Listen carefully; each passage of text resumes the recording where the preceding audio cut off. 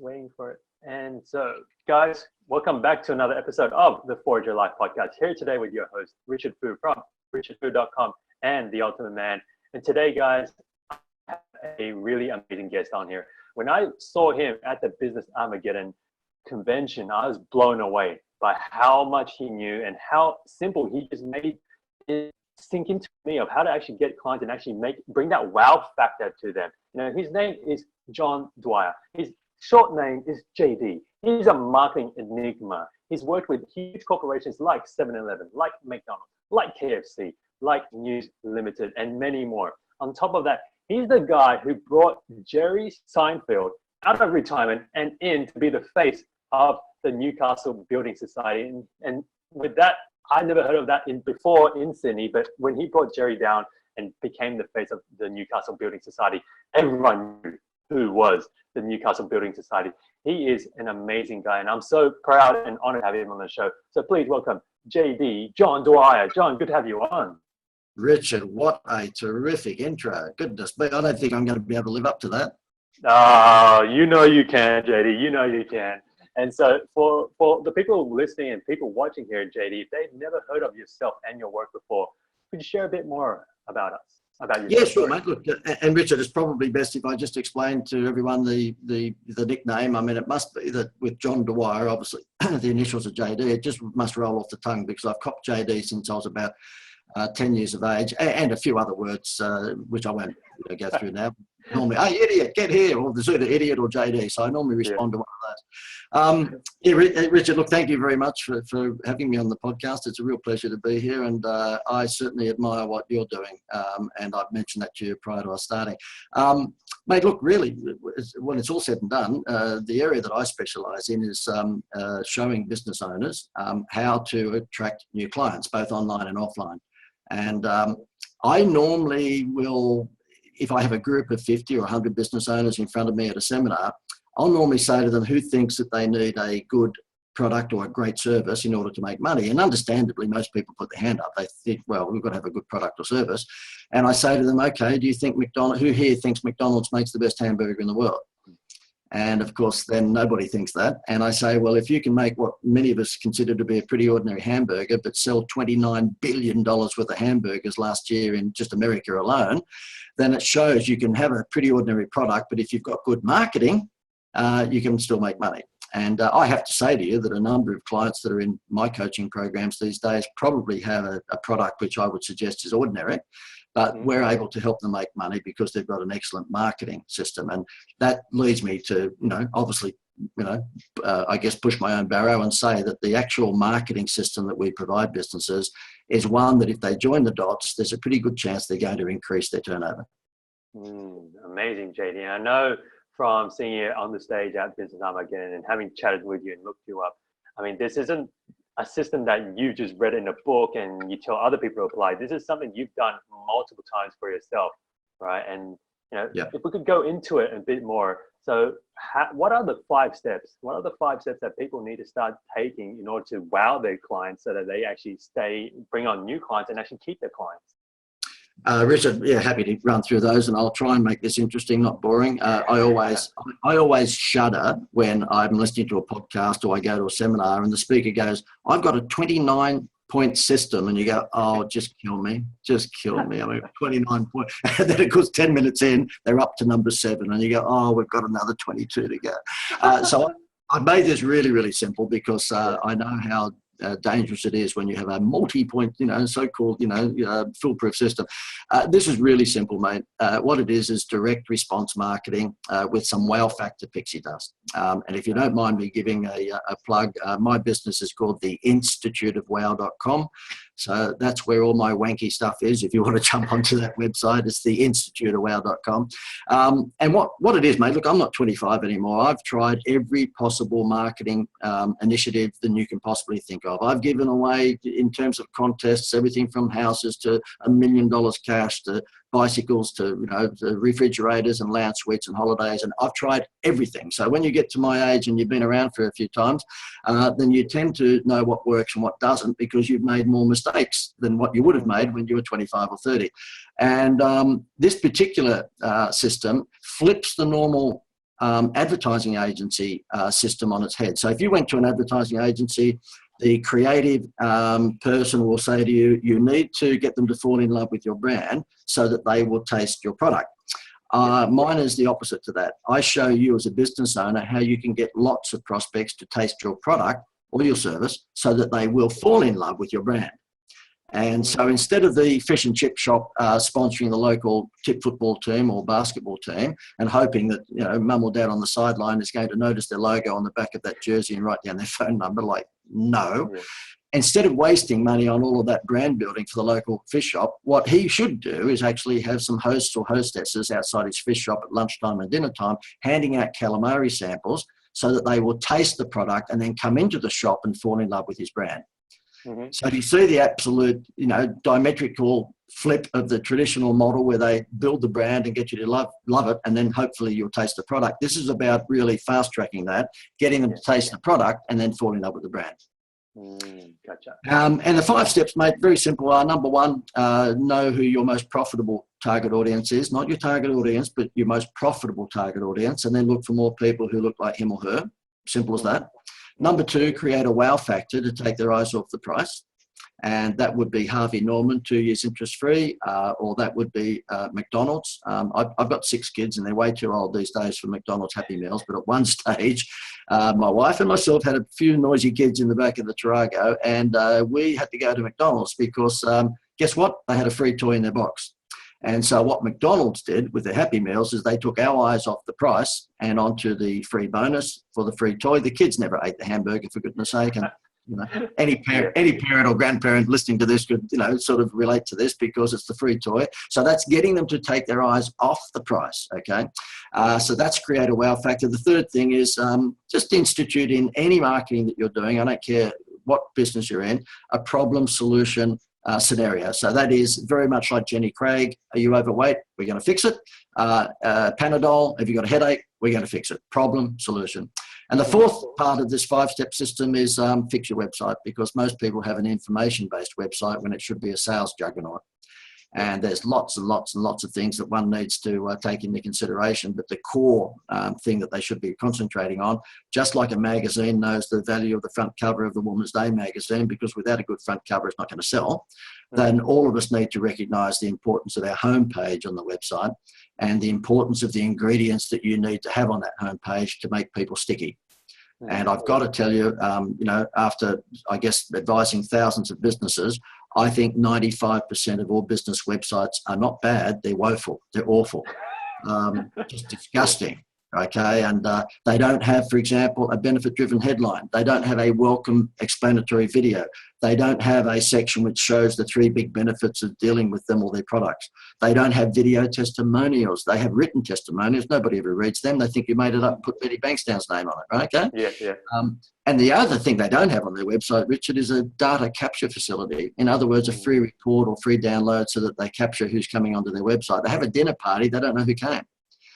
And the 5th component of that, without me, you know, I'm sure I sound like a know-all already, but this will really cement the know-all status that I've given myself, and that is repetitive trade. You need to make sure that when you get a customer once, that you're going to be able to give them some reason to come back and back and back. And the major way of doing that, of course, is to collect data. And the interesting thing is, Richard, is that the State of Origin rugby league game gets 50 or 60,000 people to it. Guess what? The rugby league have no clue who just came to their dinner party. The ticketing agency does, but the rugby league does. Can you imagine the amount of T-shirts and caps that the rugby league people could actually sell if any of them had half a brain to collect the name and contact details of people who are coming to their football game? And don't think they're the only ones, because if you go into Bunnings today, they don't care who you are. They won't even ask you. Go into Woolworths or Coles, they don't care. McDonald's, who happen to be a pretty good marketer in general, most people would say, yeah, they're a pretty good marketer. No, they're not. I would sack their marketing manager tomorrow, because today McDonald's have 1.7 million people come into their restaurants and they don't have any clue who one of them is.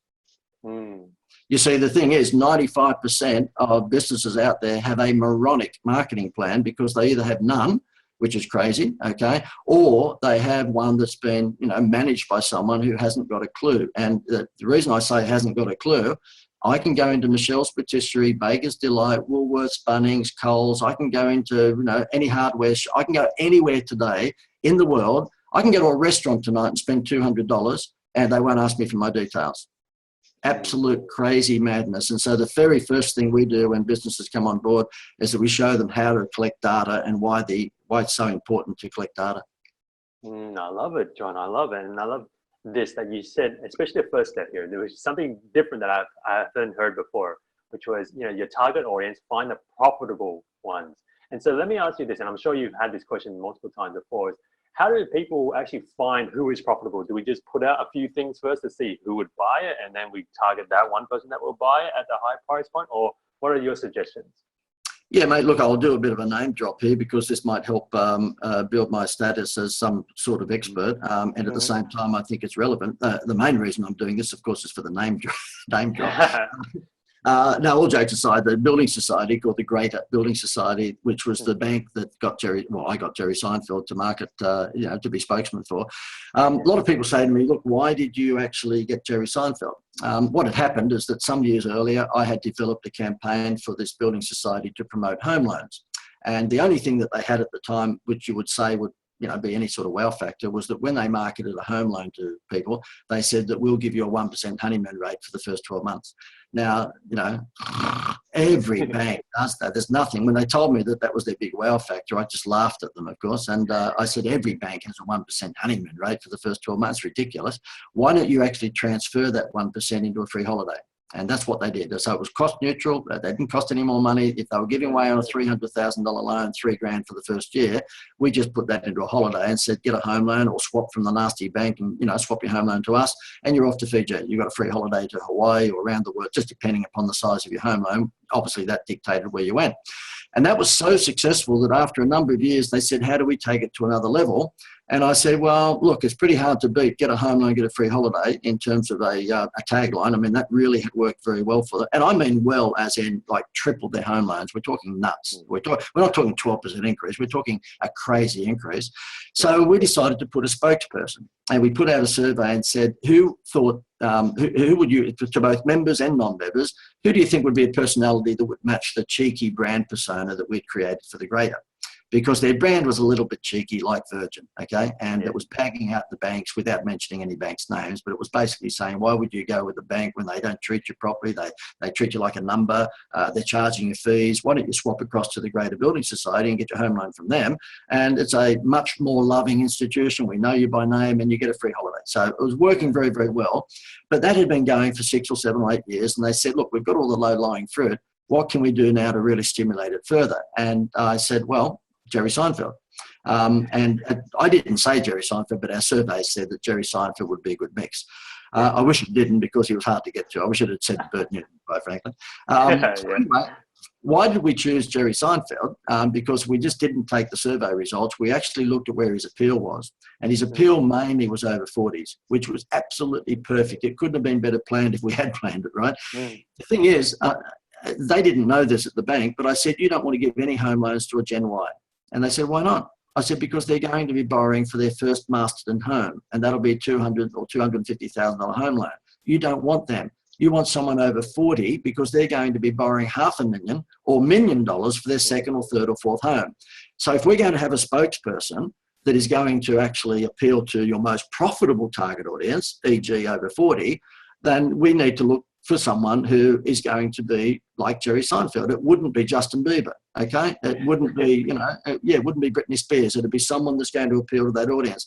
And that's what we did. Now, Seinfeld came with a bonus because he appealed to all audiences, but predominantly appealed to people who'd watched his TV show and more likely were over 40.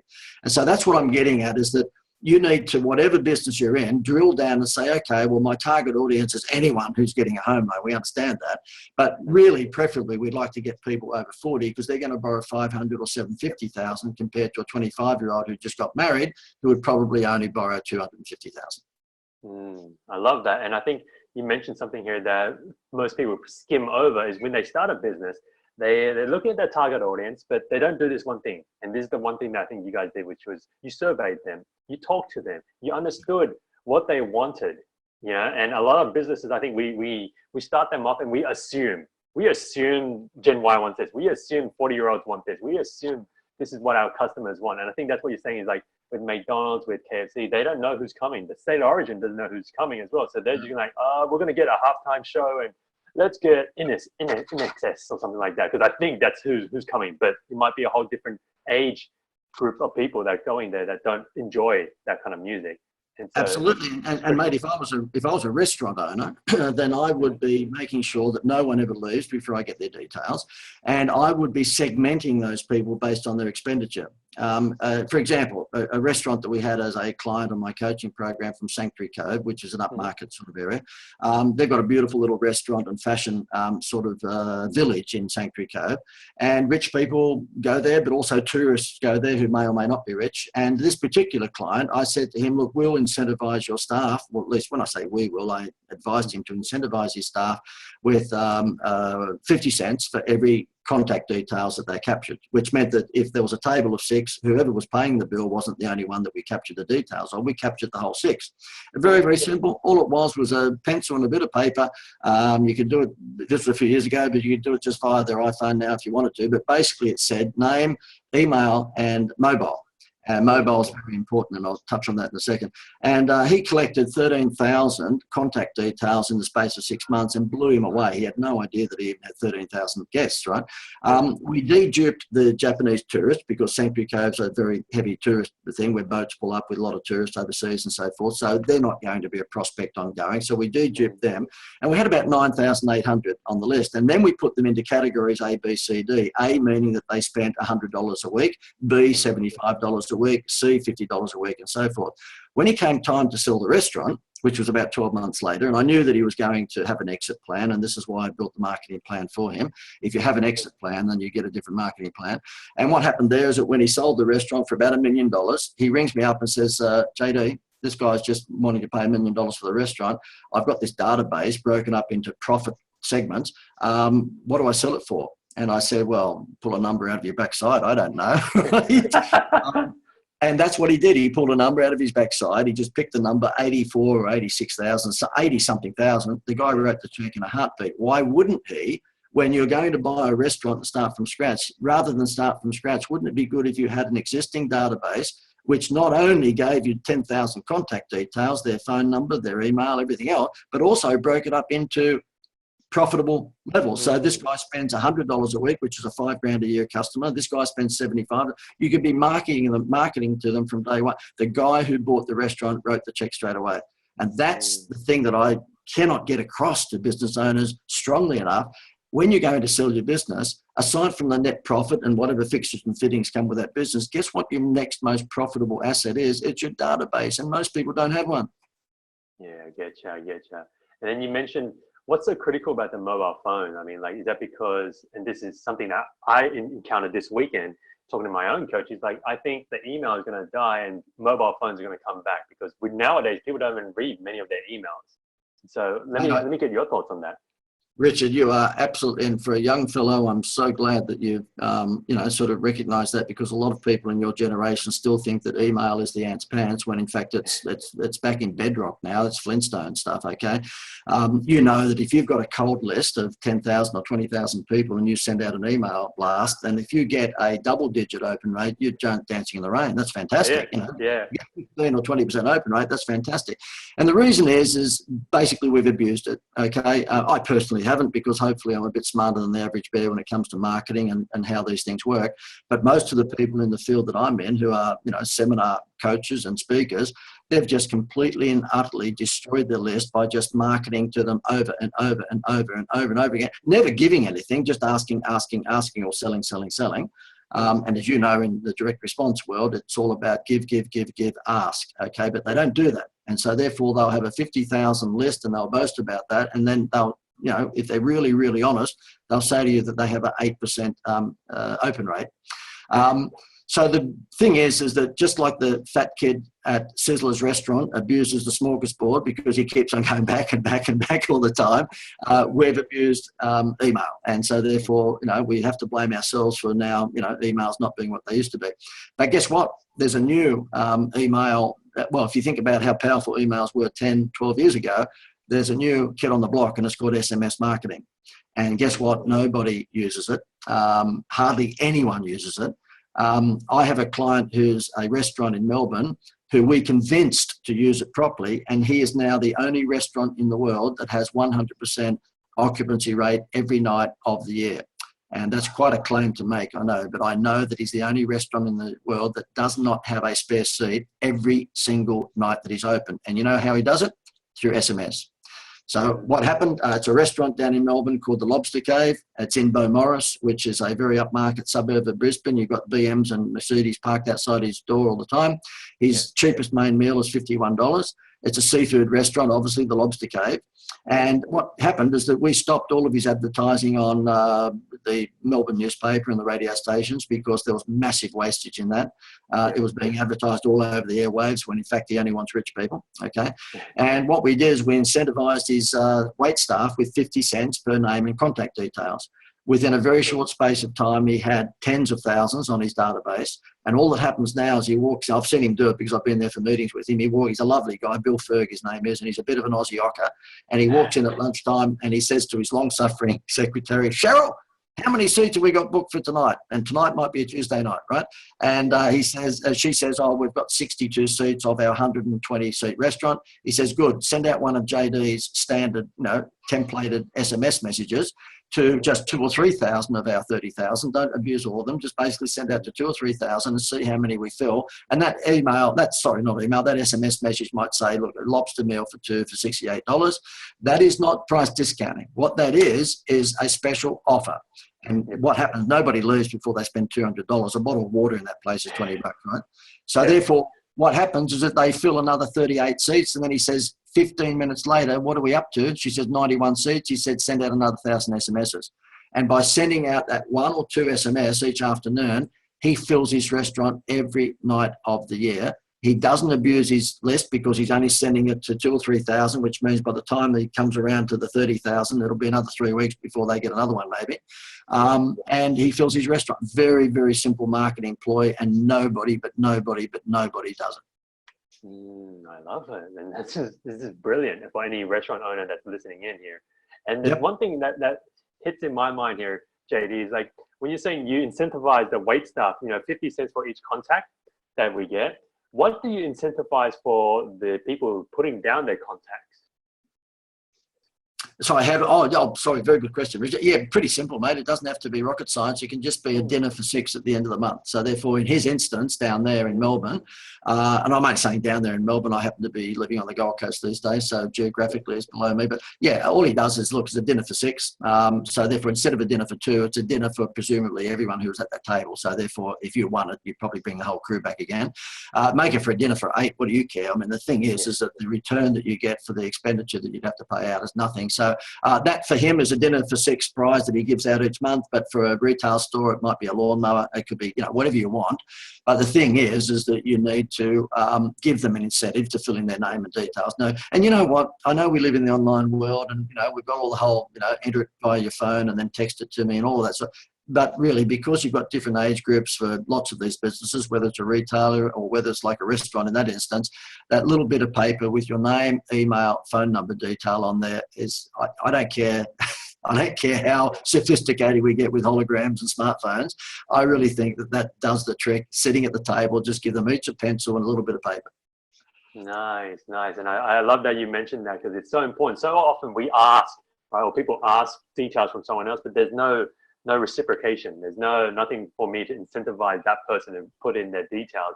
And then, I think there's the problem here in the world as well, is that we ask and we just don't think about asking from their perspective of, what am I getting from this? Why should I give it to you?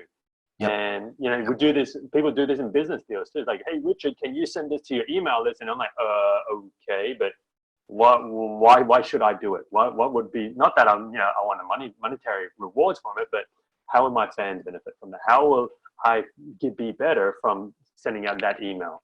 Look, it's right? just the commercial reality, isn't it, Richard? I mean, the reason we're both doing this is because the thing is that you're looking for interesting podcast guests. I mean, you've bummed out on this occasion, but you're looking for interesting podcast guests. And of course, for me, it's the opportunity to put my name and what I do in front of your audience. So therefore, all of these things have to be mutually beneficial. There has to be a benefit for each.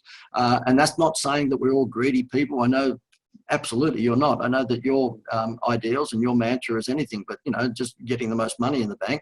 But nonetheless, there is a commercial reality that we all need to put food on the table. So it has to be a two-way street. So whether you're a retailer or whether you're an online business or whether you happen to be a restaurant owner, you need to provide some sort of incentive for people to give their details. And of course, you need to, give them some indication that I'm not going to be spammed every day of the week. What I might like to, what you might like me just to mention to your listeners, Richard, is I can get $50,000 for any one of your listeners for about $1,100, and that's probably just got the attention of a few people listening. Excuse me, could you just repeat that? $50,000 for 11. How does that work? Mate, there's these things called insured prize promotions, and it's who deal or no, was it Deal or No Deal, or Who Wants to Be a Millionaire on TV. The TV networks don't give those millions of dollars away. They're given away by an insurance company. So all of those prizes are insured based on the difficulty level of the questions. So we do a lot of these things where we have $1 million giveaways, and people can basically get the $1 million for $15,000 to $20,000 insurance premium, and it's based on the draw at the end being a 1 in 250 probability. So say, for example, you had a business and you're wanting to capture data either on your homepage of your website or landing page, or you wanted to capture data like this guy at the restaurant. You would say to people, look, you've got the chance to win $50,000, and the insurance company will give you that $50,000 prize for about $1,100 insurance premium. You get the Elvis found headline, but all you're doing is paying out $1,100. And what happens is that when it comes time for the draw, you draw someone out, and let's just say it's Betty Smith. Betty Smith is then invited to your office, and in front of her on the table, on the boardroom table, is 250 envelopes. And in one of those envelopes is the $50,000, and in the other 249 envelopes is a trip to the Gold Coast, or some sort of minor prize. Now, you have to come up with the trip to the Gold Coast or the minor prize, but the insurance company will pay out that 50 grand if she picks the right envelope. Now, the beauty for all of us small to medium-sized businesses is that you're up there with the big boys, the Coca-Colas and the Nikes of this world. But, of course, you haven't paid a huge amount of money for that attention-getting privilege. And these are called insured prize promotions. And they're all on my website, by the way. If anyone wants to go to theinstituteofwow.com, he just plugged his website unashamedly again. All this stuff is on there. And the reason I think it's interesting for small to medium-sized business owners is because a lot of the times they see these things in the marketplace and go, oh, that's Coca-Cola, I couldn't do that. That's interesting. That's the first time I ever heard about like the insured prize, and that's interesting because for something so little. And then does that mean, so let's play with that example here, JD, like, so we pulled one person out and they had to choose from 250 envelopes, right? And then does that mean we have to continue fulfilling that, pulling out another person until someone wins that big prize, or how does that work? No. What happens, there's a preliminary draw and then a major draw. So therefore the preliminary draw is just in the darkness of your office one night. You just dig your hand into the box and there's lots of entries in there. I mean, you can do this electronically as well, of course. And you pull out a name and it happens to be Betty Smith. You ring up Betty Smith and say, Betty, congratulations. You've actually been drawn from our preliminary draw, which means at a minimum, you're going to win the trip to Fiji or the trip to the Gold Coast or whatever it may be. But you're invited to come to our office next Friday at 12 o'clock and we'll have a video camera there so that we can put it up on Facebook if you happen to win the big one. And on my boardroom table or in a barrel or what have you, there'll be 250 envelopes and there will be a Justice of the Peace standing there to act on behalf of the insurance company. So there will be a scrutineer, and that scrutineer will put the $50,000 check into one of those 250 envelopes. Now, if you happen to choose that envelope number 62, whatever it may be, you walk away with the $50,000 and we've videoed it and we'll have it up on Facebook like immediately. If you don't, then all of the other envelopes will have a prize in them. Obviously, just the one prize. You don't want to be having multiple prizes, and that one prize will be the trip to Fiji or the Gold Coast. So it's really an Elvis found headline for a very, very small investment. And I'll give you an example, Richard, a classic example. I'll make it really quick, but it's a Fijian resort called the Hideaway Resort, and it's at the Coral Coast. which is about half an hour up the road from Nandi Airport. And I was there doing some TV commercials for another client a few years back, and the owner of the resort was an Australian. And we're into our 16th beer at the bar at about midnight, and he knew what I was doing because he saw the TV commercial being produced. It was actually for the Greater Building Society, get a home loan, get a free holiday. So I was over there showing what sort of holidays they get. Yeah. And he said, mate, you're into this wow factor stuff, aren't you? And I said, yeah. He said, you wouldn't have any of that wow factor crap for me, would you? And of course, I did the Macarena and checked all my pockets. Look, I normally have wow factor crap on me, but let me see if I can. What's your problem? And he said, look, we're running at 34% occupancy for this resort at the moment because we're about 20 years old, and they've opened up a whole bunch of new resorts at Port Denaroo, which is down the road from the airport. So you've got your Hilton and your Sofitel and all that down there. People aren't driving up the coast anymore. And I said, well, who's your target audience? Your most profitable. So going back to that wheel of wow that I call the 5-step system, who's your most profitable target audience? And he said, well, despite people booking online, it really still is travel agents on the east coast of Australia. That's where we get most of our bookings from. I said, okay, well, why don't we actually create an artificial wow factor for them? He said, what's an artificial wow factor? And I said, well, it's a toy in the McDonald's Happy Meal box. That's an artificial wow factor, okay? An organic wow factor would be an iPhone with all the bells and whistles. They don't need to put anything with that. They've got organic wow factors just in the stuff, the functionality of an iPhone. But if you don't have that, then you've got to come up with an artificial wow factor, which was the toy in the bottom of the Kellogg's cornflakes or the toy in the Happy Meal or 2 years interest-free with Harvey. You've got to have that. And he got it. So what we did is we said to every travel agent on the east coast of Australia, every night that you book someone into the Hideaway Resort, we'll give you an entry into $1 million draw. Guess what? His occupancy went from 34 to 96% in 3 weeks. Because every single travel agent, when you walked into them with your husband and your wife and, you know, in Australia, and you said, oh, look, I'm thinking about going to Fiji. Where do you think I should say? Hideaway Resort. Oh, okay. Well, what about the Hilton at the airport? No, it's got a bowler. You'll catch a bowler. Oh, what about the Sofitel? No, they've got rats and mice. You get rabies. Okay. Yeah. Oh, I guess I better book into the Hideaway. Right? He did not have to do anything to his product. He didn't put any more palm trees in. He didn't renovate any rooms. He didn't put a new restaurant in. There was no new pool. It was exactly the same mousetrap as it was before, but we put a Happy Meal toy to it. We just said to his most profitable target audience, which happened to be travel agents, logically, for every night you book someone into this resort versus the Hilton, we're going to give you an entry into the $1 million draw. And he paid the relatively modest insurance fee for that. He went from 34 to 96%, bang, overnight. Oh, wow, I love it. I love it. John, this has just been an amazing interview, right? And it saddens me that we got to start wrapping up here because, you know, there's just so much more I know we can talk about. And Richard, it saddens me too because being a boastful wanker, I could have given a lot more case studies. We're just going to have to get you back on the show again then, JD. And as we then wrap up, JD, we have some quick fire questions here that I want to run through with you here. And we start this off with my favorite question. It's called the time travel moment. And it's like, you know, JD, you know, you've been here long enough. And if there was a time period you could go back to, right, where you could go back to little JD and give himself, you know, one piece of advice you know today, where would you go back to and what would you tell him? Yeah, mate, I'd probably go back to the early 20s, I guess, so that you've come through that whole nightclub scene and it's not so sexy to go out and get drunk with your mates anymore. So therefore, your brain hopefully is at a level where, okay, what am I going to do with my life? So I'm saying 21, 22, 24. And I would say to myself at that point is you are who you mix with. Because the mistakes that I've made along the way of my career, probably mostly in my 20s and 30s, was that I didn't hang around with the right people. And I'm not saying that you need to hang around with successful people. I'm not saying that at all. I mean, obviously, you know, you want to learn from successful people, but who you want to hang around with are people who I believe say why not instead of why. And I've been involved in a whole bunch of committees over time. And you can imagine I'm not a great committee person because I reckon I know everything. So I reckon I would be that arrogant ratbag in the corner. I go, look, please, would you just get out of the room, get out of the way and let me do it, right? As most entrepreneurs are, by the way. And I'm only joking. I'm not that arrogant. But the fact of the matter is that, you know, I've been in a number of groups of people, yes, committees, and there's a whole bunch of people, particularly left-brain people, who will go, oh, you know, why would you do that? Why would that won't work. And it's so much more fun when you're dealing with people who go, oh, you know what? Why not? Let's give that a shot. And I'm not saying blindly. Obviously, you've got to do your, you know, maths and science sort of background check to make sure that that venture is worth, you know, dipping your toes in the water of. But yeah, mix with the right people. Mix with people who say why not people who say why. Oh, love it. I love that. And into the next question here, JD. I'm sure you've read a lot of books, and if there's a one book that people must read in terms of marketing, what would you recommend that be?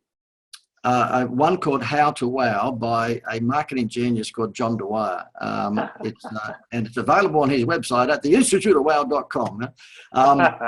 And I will not push the steak knives, I promise. Mate, I don't think this will come as a surprise. There happens to be a guy who I'm very, very sure you'd be familiar with called Seth Godin. And he wrote a book which was a trailblazer, I don't know, maybe 15 years, maybe longer now, called The Purple Cow. And the purple cow came about because he was out driving in the country, I think with his wife, and he saw all the, you know, it was basically a lot of farmland. He saw a lot of cows, you know, as he was driving past. And he said to his wife, imagine if one of those cows, they all look the same. And of course, it was a metaphor for businesses looking the same in a sea of sameness. And he said, imagine if one of those cows was purple, it would stand out. Well, of course, then the book came about. And his mantra is very, very similar to mine. I'm just a hell of a lot cheaper to access than he is. So the purple cow is his version of my How to Wow book. And that is that in a sea of sameness, you need to do something to make you stand out from the rest of your competitors. So I would say if you haven't read that book, either read mine, which you can get at my website, or The Purple Cow by Seth Godin. Awesome. We'll add that into the show notes. And as we start wrapping up here, JD, I want to ask you a question here. For all the men, you know, we're on the brand called The Ultimate Man here, and we did have a quick chat about this before the show. I mean, the modern world as it is, I feel, JD, is missing something, right? It's missing the modern man. The modern man is not showing up, being where the world needs it to be, being where the modern woman needs us to be at. And what do you think is the one thing more of these modern men like yourself, like me, need to start doing to show up for the modern world? Yeah, look, we had a chat before you went live with this, and I said to you what I'm more than prepared to say now when we're live, and that is that men are the forgotten beasts on this planet, I'm afraid. If you look at all life forms, not just humans, but right across the board, we're giving more attention at the moment to, you know, saving the Great Barrier Reef and all the fish than we are to saving what I think is a endangered species, and that is the modern man. I mean, there's an International Women's Day. How come there isn't an International Men's Day? And there might be, but it's invisible. And I had a client come on board my coaching program about 12 months ago, and they run a business called Mantastic. And it was sort of somewhat what you preach, and that is helping men, I guess, rediscover their true identities and be what we're supposed to be. I mean, look, you know, it doesn't matter what these, you know, sort of experts in the marketplace say. Men are very different from women, and that's just the way it is. Now, whether or not you want to categorize men as hunters and women as nurturers, or, you know, it doesn't matter what you want to say. The fact is the pendulum has swung completely against men and into supporting just about every other form of demographic. You might say, hang on, there's only women. No, every other form of demographic. I'm not just saying women, but, you know, you will find that out there, there are more support groups for basically divorced women than there are for divorced men. There are more support groups out there for business women these days. I mean, if you held a businessman's luncheon, you'd be on the front page of the paper and dragged off to the Equal Opportunity Board.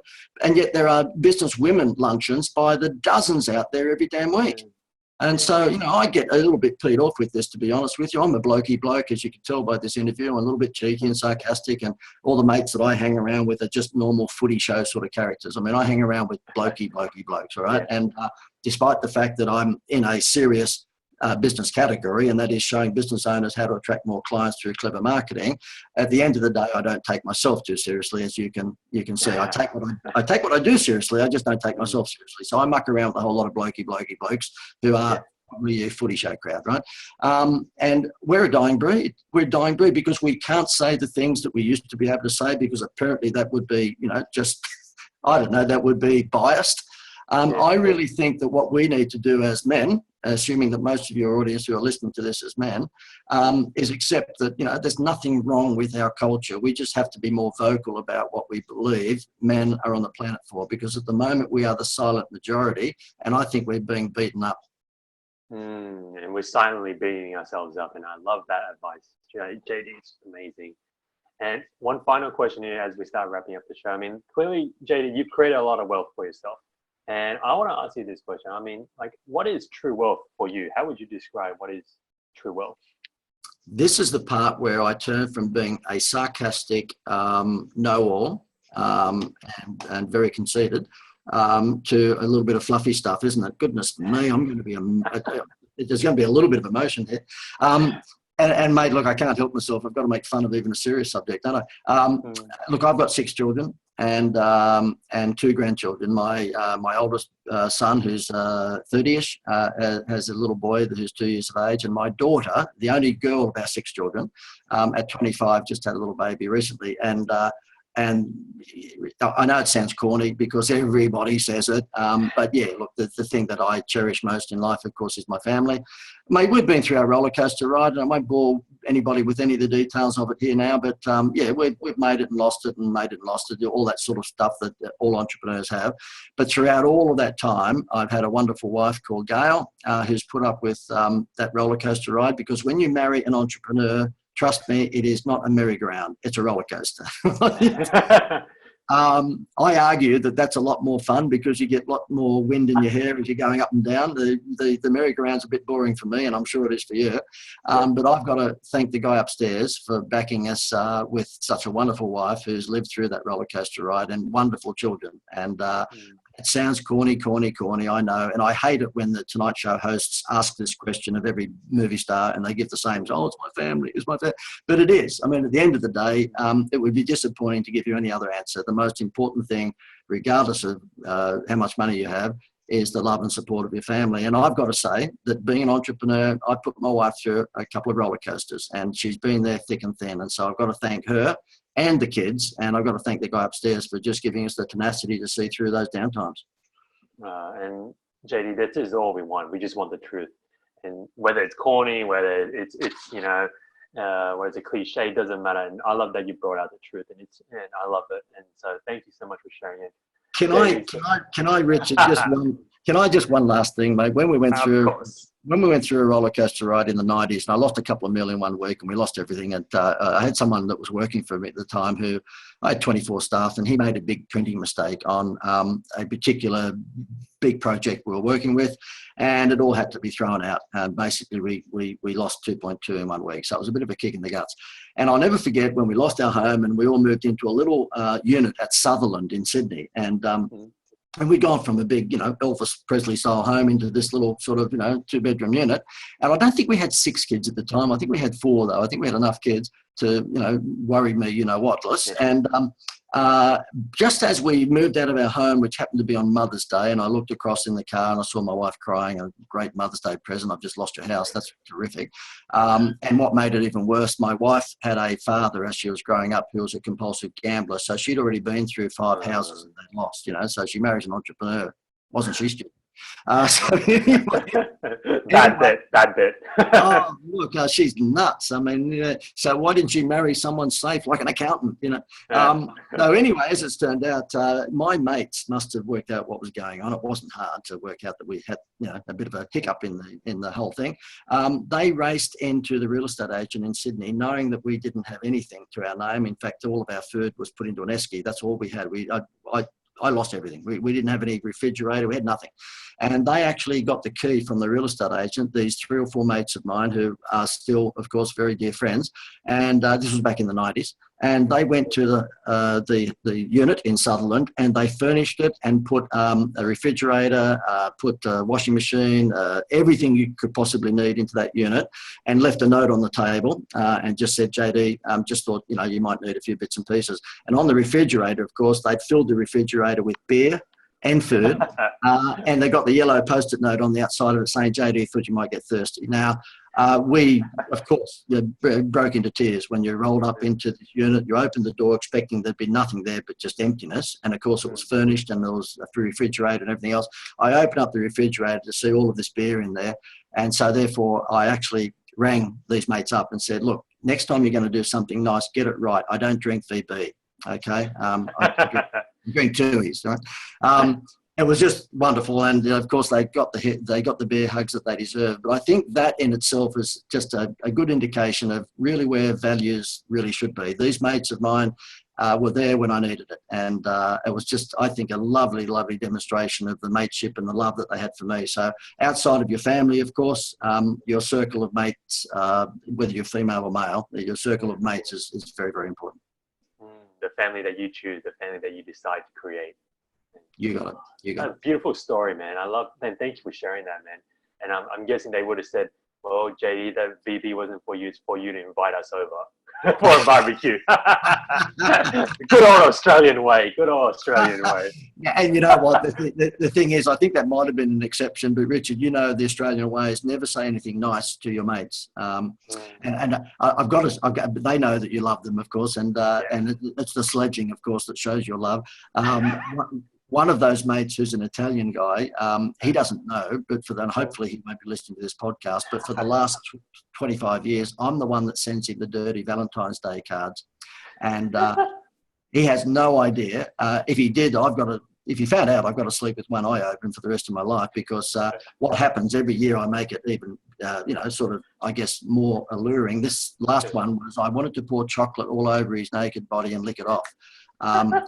You can imagine he's on the phone to me saying, she's at it again. She's been doing this for 20 years. I don't know who she is. And I think to myself, you idiot.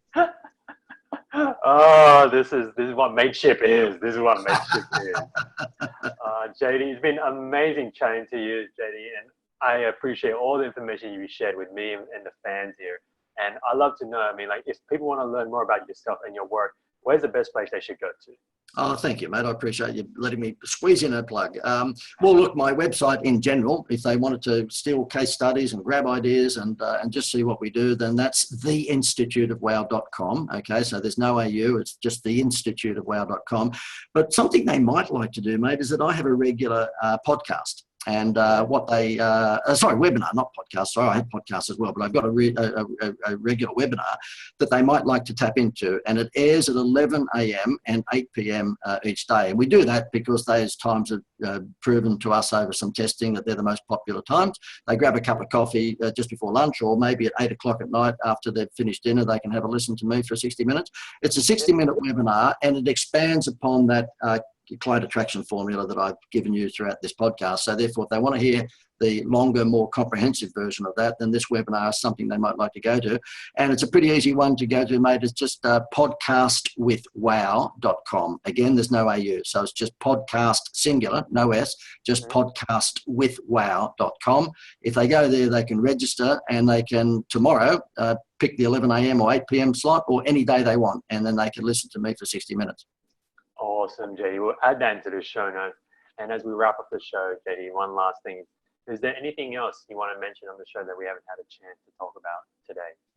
Mate, the only thing, and I'm going to go down, I don't know, I guess I shouldn't call it the corny path, because I do want to be serious for 5 seconds, and that is that no matter what and we discussed this before we came on, I've had a roller coaster ride like all entrepreneurs, so therefore I'm no different from any other entrepreneur. But what saw me through on each of those dips in the valleys, I guess, would be one, faith with the guy upstairs, and I won't push that down anyone's throats, but that happens to have worked for me.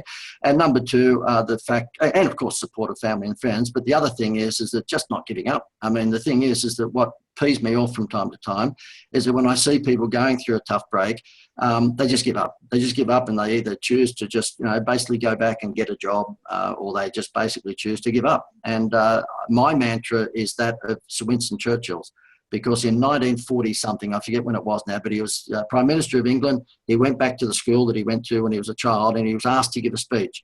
And he gave the kids a piece of advice which certainly has stuck with me, and it's a famous speech. It's called the Never Give Up speech. And he said to the kids, look, yeah, he was Prime Minister of England at the time, so he was the ants pants, but he said he'd been through his roller coaster ride as well. And what saw him through was a mantra of never, ever, ever, ever, ever, ever, ever, ever, ever, ever giving up. And I think he used the word, ever, maybe a dozen times. And so when I'm giving my seminars, and I always say to people, because you never know who's sitting next to you, there's a chance that you might be going through a bit of a downswing at the moment in your business, or just life in general. But I'm a business coach, so therefore I concentrate on business. Just grab that mantra from a pretty smart guy. So Winston Churchill, I don't think was silly. He was pretty smart. And I know that it's seen me through on multiple occasions. And I would just like to suggest to anybody listening to your podcast now, you are yourself, Richard, an icon of positivity. I've watched your stuff, and for a young guy, I think you have wisdom way beyond your years. And I think that you deliver a fantastic message, and that's one of positivity. And I think what goes with that, absolutely in tandem, is Sir Winston Churchill's mantra, and that is never, ever, ever, ever, ever, ever, ever give up. So no matter what you're going through at the moment, you might be on a downswing, just don't give up. Keep on moving forward, and there can only be one result. If you don't give up, there can only be one result, and that is you'll come out the other end. Beautiful. Thank you so much, JD, for jumping on the show here today. And my pleasure. Absolutely awesome. And so, guys, this wraps up another episode of the Forge Your Life podcast. Today, with the marketing enigma himself, JD, John Dwyer here. And this is one thing. I know JD wants this. JD doesn't want to keep this a secret. I don't want to keep this a secret. This show must go out there. So please head on over to iTunes to rate the show so that we can share JD's message and all the other speakers that we've had on the show as well. Now, of course, you can go to richardfu.com for all the show notes and all the resources that JD has shared here. And finally, remember, guys, go out there, go live with love, and go smash it. And I'll see you again on the next one.